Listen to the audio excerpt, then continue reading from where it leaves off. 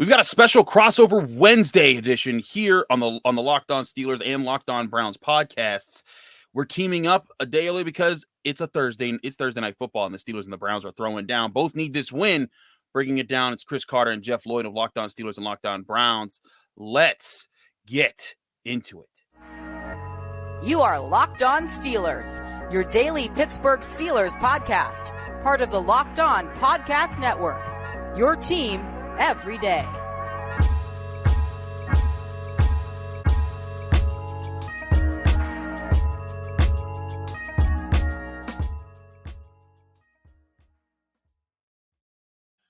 And welcome to the NFL crossover episode here. We're doing crossover Wednesday here, speeding it up a little bit for Thursday night football so we can get you an early look here. I'm Chris Carter of Locked On Steelers. He's Jeff Lloyd of Locked On Browns, and we're breaking it down here for all of you AFC North fans who want to get a preview of this battle. Today's episode is brought to you by LinkedIn Jobs. LinkedIn Jobs helps you find the candidates you want to talk to faster. Post your job for free at linkedin.com/LockedOnNFL. Jeff, how you doing, my man? Chris, it's been a while, man. Obviously, always a good time as we sit down here and do this. I mean, this rivalry is, it's one of the best in sports, even, at times it's been very, very, very lopsided, as many people know. But look, it's Thursday night, all eyes on it. So, it's going to be a fun night. A lot of new names that will be introduced to this rivalry come Thursday night. As maybe the first time, the Browns in like forever have not seen Ben Roethlisberger quarterback this team. So it's certainly going to be a fun one. I'm really, really looking forward to it. And like you said, both teams need it because, look, either team wins this game, it'll give, for Pittsburgh, it'll be 2-0 within the division. For the Browns, it'll be 1-0 with the division. And each one of these teams, regardless, walks out of that Thursday night, knows for the next 10 days, most likely they hold sole position in the AFC North. So it's a nice spot to be in for two teams that are still trying to find themselves this early in the season. I feel you in that, but tell me about, let's lead off with this. Tell me about where do the Browns find themselves right now? Because you see the injury scares. Clowney is already said to be out. Myles Garrett didn't practice on Monday or Tuesday, which, raised a lot of eyebrows. Joel Bitonio in the same boat. Are the injuries there for real? And what are the things that you're looking at the most for the Browns right now? First thing with the two injuries is if both players finished the game on Sunday, you kind of got to think that maybe this is like, Myles, nobody knows your body because, look, we ain't got doctors who can figure your body out. So, just let us know where you're at about, 5 o'clock on Thursday. Joel Bitonio, look, it's going to take 1,000 wild horses to take Joel Bitonio out of a Pittsburgh Steelers Cleveland Brown game. In understanding, that this is huge. The Browns lost one last week that they probably most likely. Who are we kidding? They shouldn't have. Any other way? There's no other way to slice it. They shouldn't have lost it. And I don't think Joel Bitonio is going to say, "I'm going to tap out now."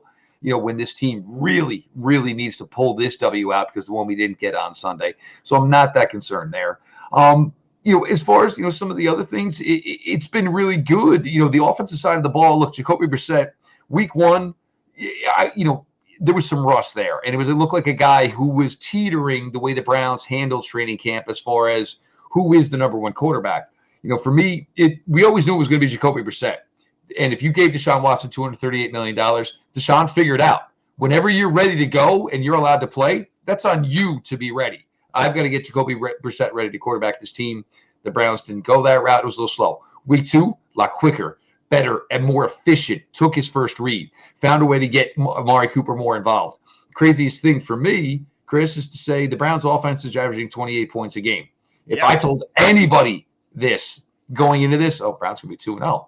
Well, the one thing nobody saw coming was the Browns defense giving up 27.5. The secondary struggles, it's inexcusable. That's all the way to put it.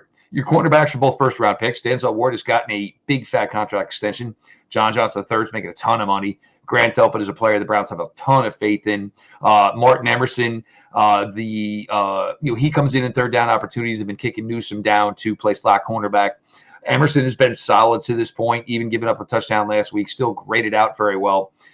It's inexcusable. It's way too much invested. And Chris, there's no excuses. It's not a new defensive coordinator. It's not a new scheme. It's not a new DB coach. It's really not new participants. There's no excuses for this. I feel you. I get the sense that, there's a bit of impatience, not impatience, but I guess of like thin patience for some of the guys that need to deliver. You pay a Denzel Ward, you pay a John Johnson, you need that group to carry. And you need, when you're missing the guy that you paid a lot of money, Deshaun Watson, you need guys to step up and carry your team, just like the Steelers need guys to carry while TJ Watt's out.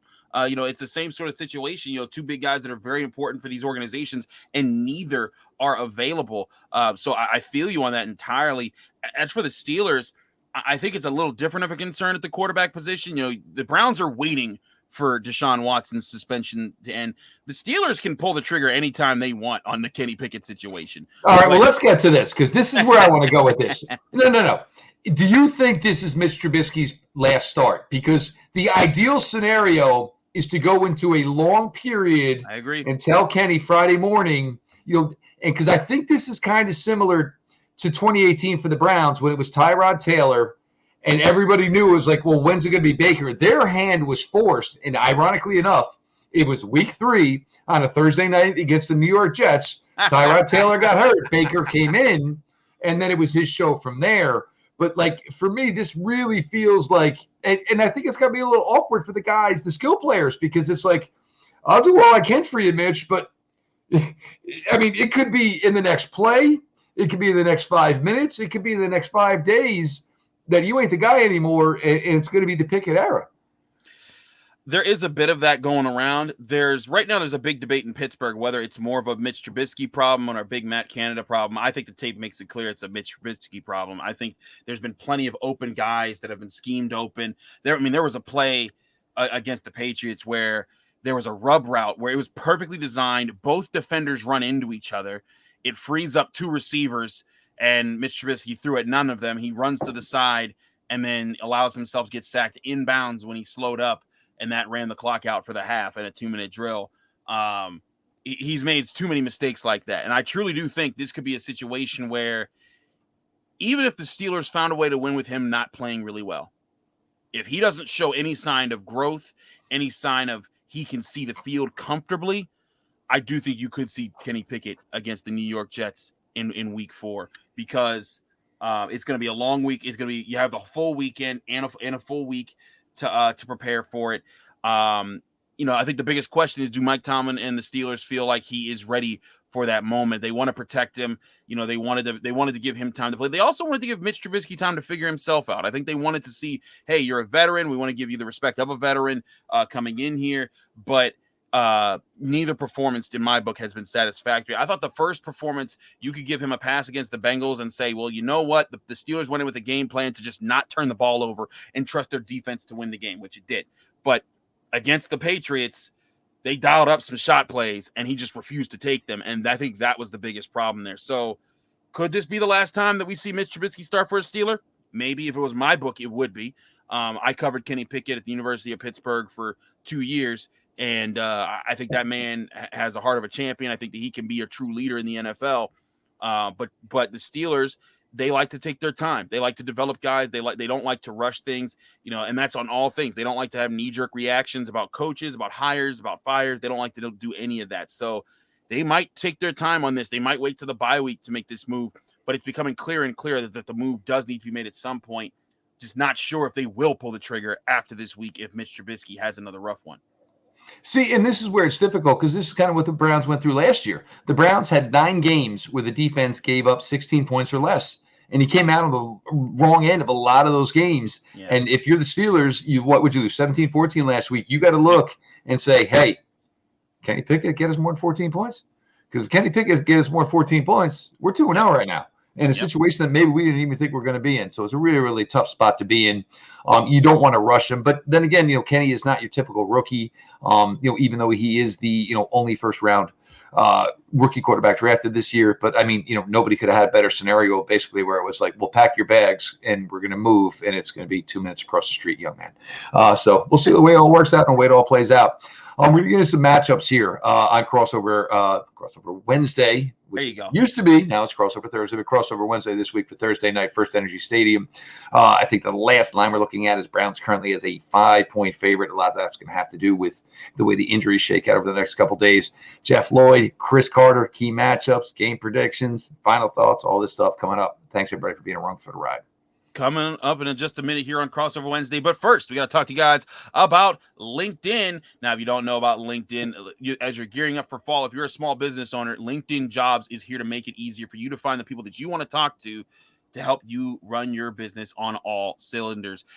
Create a free job post in minutes on LinkedIn Jobs to reach your network and beyond to the world's largest professional network of over 810 million people. Then add your job and the purple hashtag hiring frame to your LinkedIn profile to spread the word that you're hiring so your network can help you find the right people to hire. Simple tools like the screening questions can make it easy to focus on candidates with just the right skills and experience so that you can quickly prioritize who you'd like to interview and eventually hire. It's why small businesses rate LinkedIn Jobs #1 in delivering quality hires versus leading competitors. LinkedIn Jobs helps you find the candidates you want to talk to faster. Did you know every week nearly 40 million job seekers visit LinkedIn? Post your job for free at linkedin.com/lockedonnfl. That's linkedin.com/lockedonnfl to post your job posting for free. Terms and conditions apply. We're back.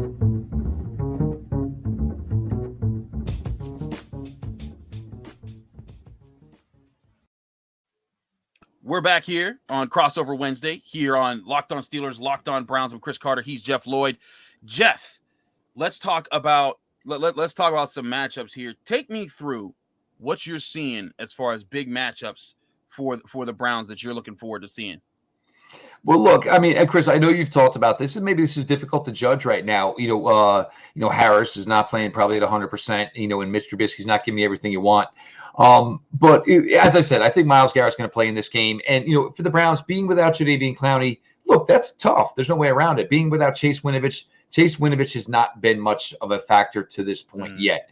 Third-round rookie Alex Wright has played better to him this point, shown at least to be smart enough. And to his credit, look, Chase Winovich is the smallest DN in the room.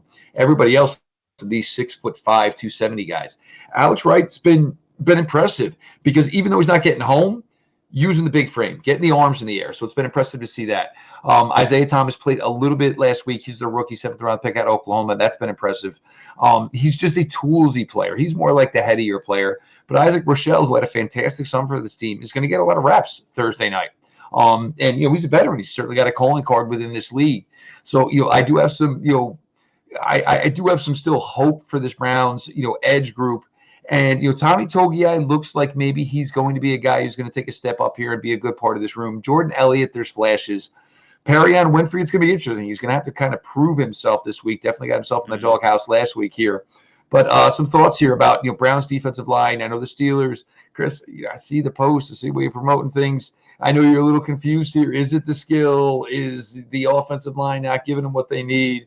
Tell us what it's all about offensive line wise. Offensive line-wise, I actually say they're ahead of where I projected them to be right now. Pass protection-wise, they are doing a really good job giving Mitch Trubisky a pocket. He's even said he's taken 3 sacks so far. He puts them all on himself, and rightfully so. He ran into all of them. Against the Bengals, his only sack was when he ran out of bounds when he had 3 yards in front of him that he could have just easily gotten more positive yardage on. But I think pass protection wise, they're communicating. They're picking up blitzes. The Bengals try to send a lot of stuff at them. They picked it up. The Patriots try to send a lot of stuff at them. They picked that up. The biggest thing is I think they need to improve in run blocking. But also for Najee Harris, he has to improve in his vision. There's been times where he hasn't hit the right hole. And maybe part of it is because his foot isn't 100%. And as much as he says, oh no, I'm fine, I'm 100%. We've seen Najee Harris at 100%. The man's extremely explosive and just jumps out of the frame, and you can see that there's a bit of a limitation there on him. But he's confident enough to be on the field. So I think that the offensive line is for the Steelers. It's not the weakness that people thought it was. I think it's still not a strength, but the pass protection is holding up, and I do think there's going to be a big question: can Myles Garrett exploit Dan Moore Jr.?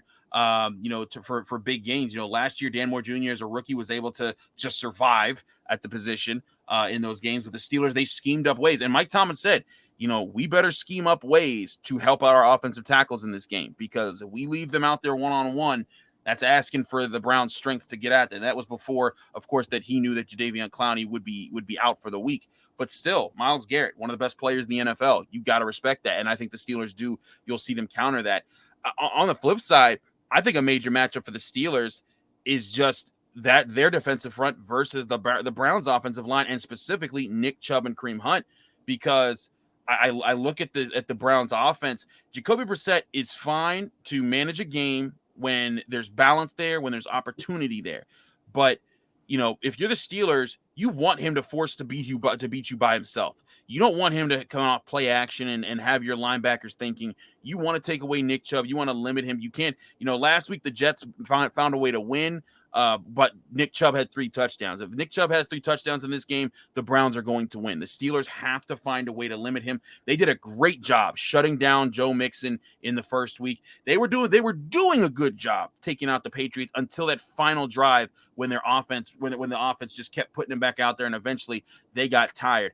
TJ Watt may not be in there, but Cam Hayward still is. Larry Ogunjobi is there on the team. Alex Highsmith is there. Malik Reed is fine. And both Myles Jack and Devin Bush have played well. Devin Bush was noted for a foot injury, but now he was a full participant in practice on Tuesday, so a good sign for him.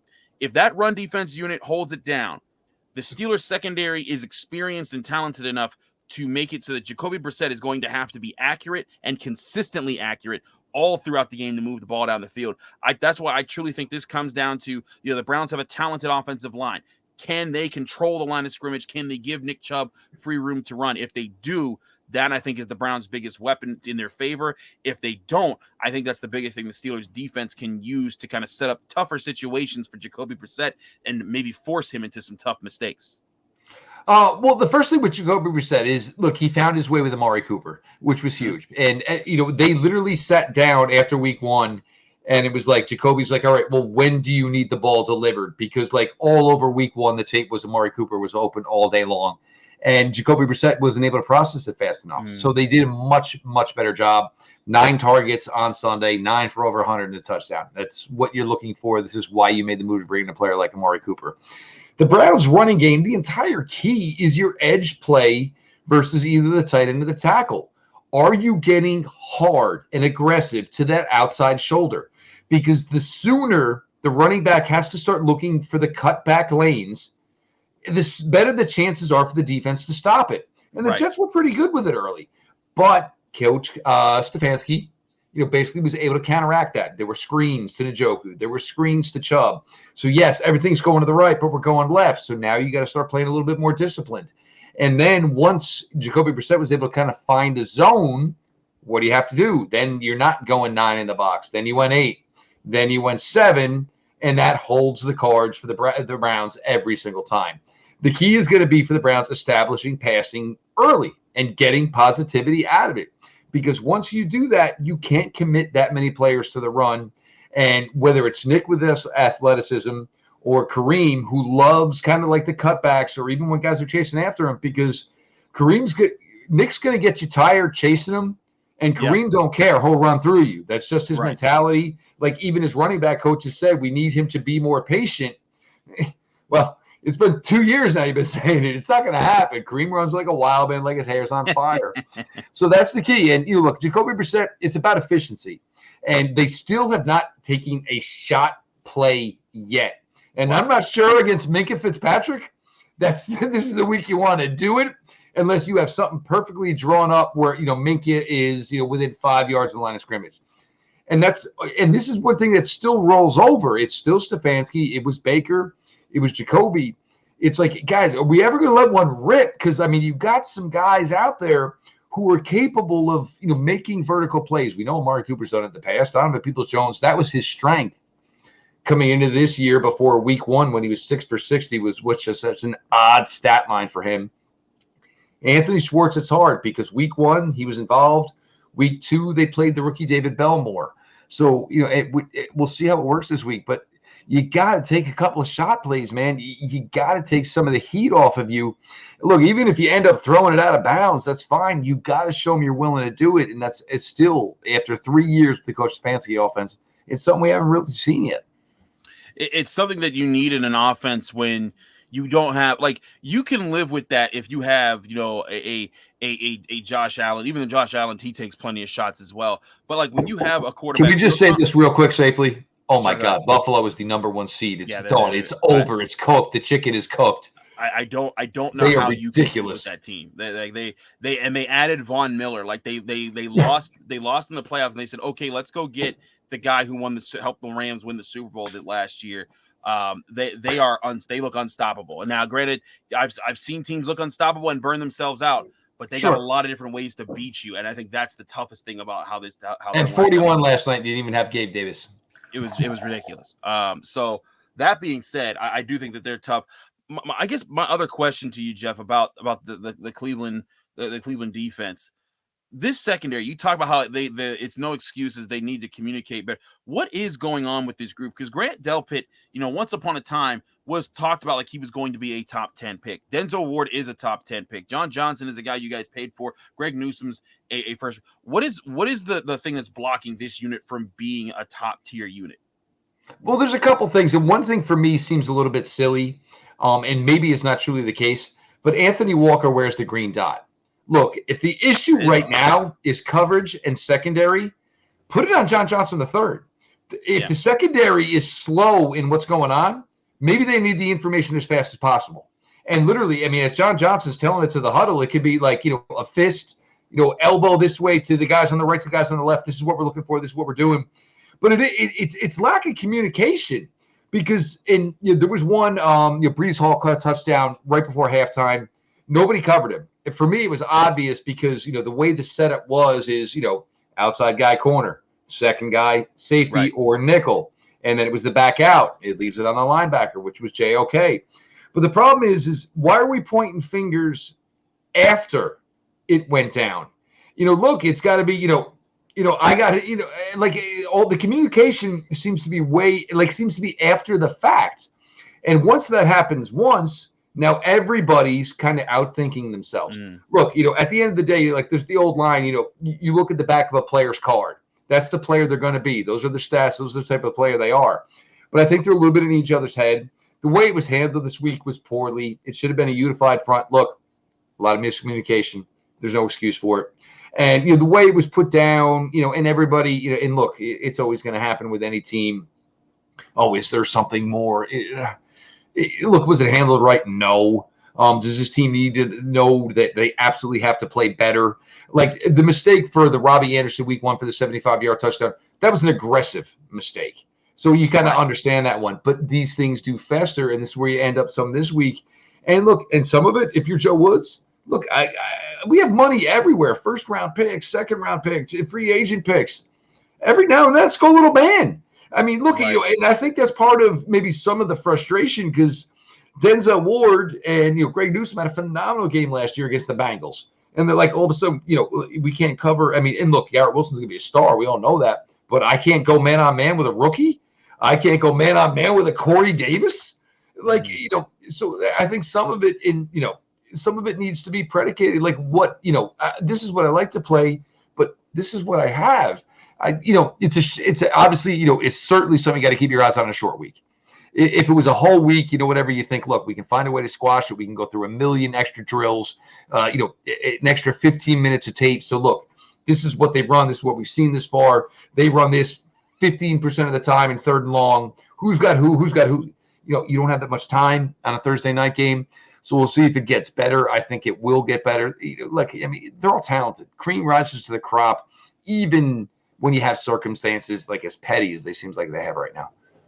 We'll certainly see if those circumstances carry over into Thursday night football. We got some final looks at like the turning points of the game and our final predictions of what we see coming up on Thursday night football for Steelers Browns. But first, we got to talk to you guys about betonline.net. Of course, betonline.net is your #1 source for all your betting stats and sports information. If you need to know about what's going on in the NFL and how to put money down, you go to BetOnline at any point in time. Find all the latest sports developments, league reviews, and news, including the NFL season, which is now hit week 3. All the actions right there. Also, Major League Baseball playoffs are warming up, and just around the corner is NBA and NHL. Best place to get prepared for all of that is BetOnline, your continued source for all your sports wagering information, from live betting to playoffs, esports, and more. Head to the website today. Use your mobile device to learn more about the trends in the action when you visit BetOnline, where the game starts.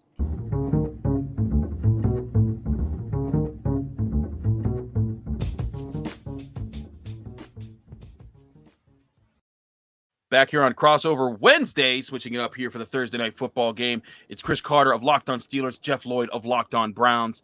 Jeff, we've talked about matchups. We've talked about, questions as far as what teams are looking at, both these teams are looking at. Both are 1-1. Both need a win to put themselves at the top of the division for the week. But Jeff, give me what you think is the turning point in this game, like the where you think this game turns in the direction that's going to lead to the winner. Give me your final score and prediction and how the game plays out.